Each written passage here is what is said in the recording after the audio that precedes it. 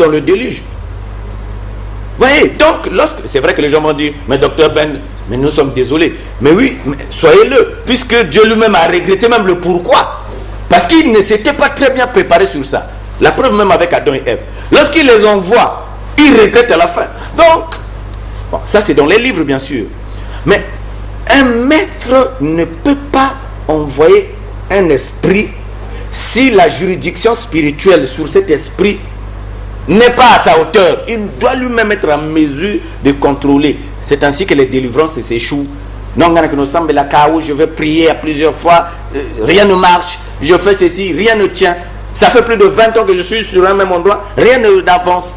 Alors, mais donc, ce que vous venez d'expliquer là, est-ce que c'est pas ce qui explique aujourd'hui toutes ces personnes-là qui fréquentent les églises de réveil, dès qu'on entend une blague dans le mur, PC. Voilà. Sans effet. Voilà. Parce que justement, c'est mal expliqué. Effectivement. Et effectivement, là vous avez touché un point très sérieux. Vous savez quoi? Dans les véhicules de transport des maléfices, là c'est un point très important. Est-ce que vous pensez réellement, pour nous qui sommes approfondis un peu dans la spiritualité, est-ce que le cafard peut transporter une information? Non. Je prends un exemple. Regardez la chauve-souris. Parfois c'est très mal interprété. La chauve-souris a une capacité d'audibilité de 350 décibels. C'est-à-dire la chauve-souris peut se trouver ici et luire les choses qui se passent au rond-point Mungali. La chauve-souris a des émetteurs très approfondis. Mais les sorciers, lorsqu'ils sélectionnent les oiseaux, autrement dit les rennes, parce que les sorciers agissent sur 3 rennes. Le renne animal, le renne minéral et le renne végétal. Il y a un 4e renne, c'est tout un cadeau, entre les deux. Le règne microbien, les microbes. Aujourd'hui, la sorcellerie a changé de forme, tel que disaient mes disciples. Mais aujourd'hui, même le VIH, voyez, le temps que vous êtes en train de chasser les cafards, mais le VIH, c'est tout un microbe microscopique qui est en train de détruire, qu'on n'arrive pas à chasser. Donc, les sorciers ne sélectionnent pas n'importe quel véhicule pour transporter le maléfice. Les cafards ne sont pas plus intelligents que les chauves-souris quand même, non. Ou les rats, non.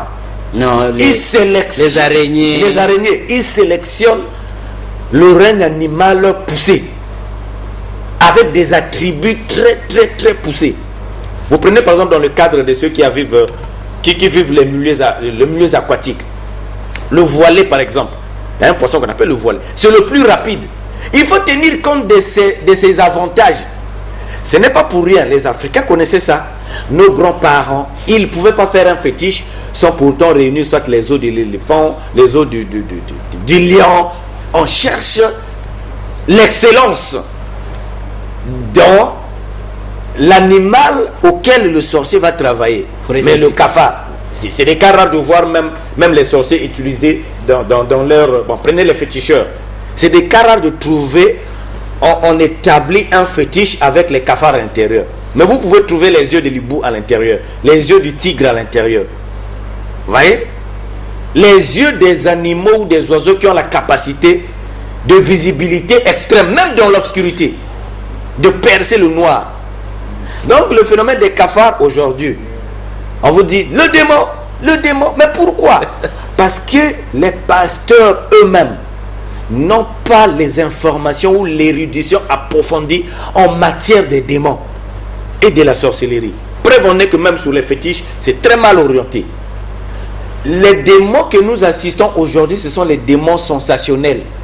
C'est seulement les sensations. Mais je prends un exemple. Oui. Un grand-père, un grand-parent peut vous visiter sous la forme d'un animal, si mesquin soit-il. Mais vous pouvez le rejeter. Puisque ce chapitre n'existe pas dans la Bible. Il est strictement interdit aux Africains d'être à la fois animistes et croyants. Alors que c'est ce qui est valable. Ézéchiel chapitre 37. Dieu explique profondément comment est-ce qu'il amène Ézéchiel, commencez à partir du verset 1, comment il amène Ézéchiel à faire les incantations sur les os des morts. Voyez, afin de retirer l'élitisme, c'est-à-dire l'excellence. Allons-nous dire qu'Ézéchiel c'est un démon? Oui. Puisqu'il est en train de accomplir un acte. L'acte ici intentionnel, c'est la mort. C'est-à-dire Ézéchiel n'a plus besoin des anges physiques. Ézéchiel va ressusciter les morts afin que ces derniers puissent faire front avec lui pour combattre les Assyriens. Vous voyez, en ce moment, Ézéchiel ici devient un démon en complicité avec ceux auxquels il va ressusciter pour aller faire le mal.